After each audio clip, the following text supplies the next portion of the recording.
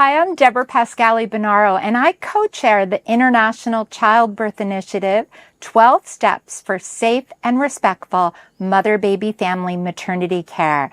And this is a really important global initiative. It actually started kind of many years ago out of an organization that I also chair called the International Mother-Baby Childbirth Organization. And we kind of birthed the baby and had a few sites around the world, but we knew we needed support. So we collaborate now with FIGO, which is the International OB-GYNs of the world, the International Confederation of Midwives, the International Confederation of Nurses, and many other organizations. You can go to our website, icicHildbirth.org, to see, and many great organizations in the Czech Republic are partnered with us as well. And we are now developing sites that are taking the 12 steps as a kind of core model, implementing it to improve care for women and families all around the world. So just a quick overview. Our step 1 is basically human rights. Treat everybody with dignity and respect, and make sure that every woman has a voice and choice in all her care. Step 2 is that there's transparency in payment. So women know if there's any out-of-pocket expenses, those are clear and communicated, and care is affordable for all.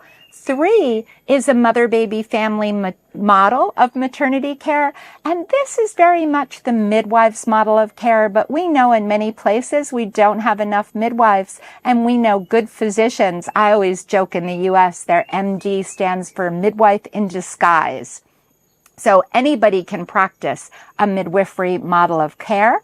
Step 4, I'm really proud about, because it's all about continuity of care, that we can have partners and other companions of choice. That's a human right, and including doulas. And the research really shows us that the person that makes the biggest difference in improving outcomes is a trained doula that's there along with the healthcare team and with the woman and whoever else she brings, maybe a partner, a family member, or friend. Step 5 is that we offer non-pharmacological comfort measures, and this is water, tub, showers, dancing, movement, eating, drinking, changing positions, many of the things that doulas really can support and help with, but we hope that all staff are helping and encouraging people to move and listen to their body in labor and birth, which includes stand and deliver. Don't take it lying down. We're really talking, as you're really doing that in the Czech Republic too, to help women choose their position and use gravity. Step number 6 is to use evidence-based care. And we know that we've had a lot of science for more than 30 years, but for some reason, we're not always following it. So this is a really good list, and you can look on the document and see all the things that are evidence-based. But again, they go along with eating, drinking, movement, being upright. Step 7 is kind of the opposite. It goes into all the things that are harmful and should be avoided except in compelling reasons. This includes induction. This includes IVs in labor, being continuously on fetal monitors, episiotomy, artificial rupture of membranes. There's a huge list on that, and it's pretty sad how often things that we know from science are harmful are being incorporated into everyday care. And one thing about the ICI, there's no blame or shame. We know that people have been educated in a model, and now that model's changing. So it's time to get on board one step at a time and make a difference. Step 8 is all about education and wellness, prenatal care and postpartum care.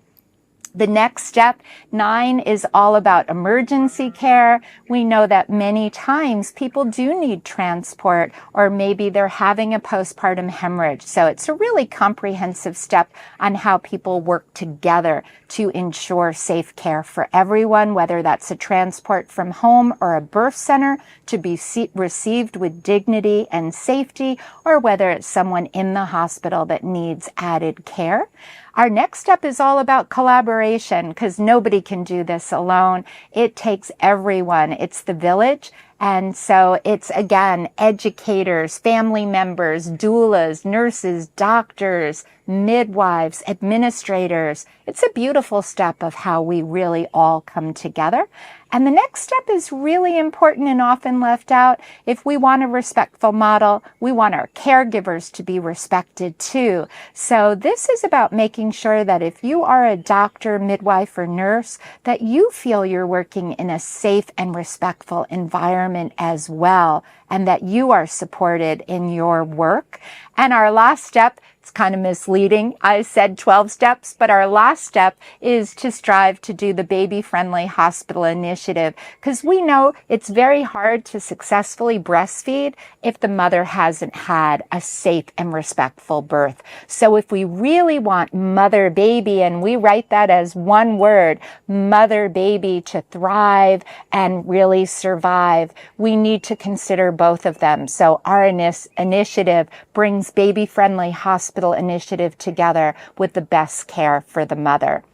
So I invite you, we would love to have facilities that are watching, whether you're a birth center or a hospital, join and become a model site. And when I visit in 2025, I hope I can sit with you, hear where you are. I hope you'll look at the initiative, and I'm going to be asking you, what are the steps you're doing well? What are the steps you could do better? And join us and be part of a global movement to really change childbirth to the safest, most respectful model for everyone.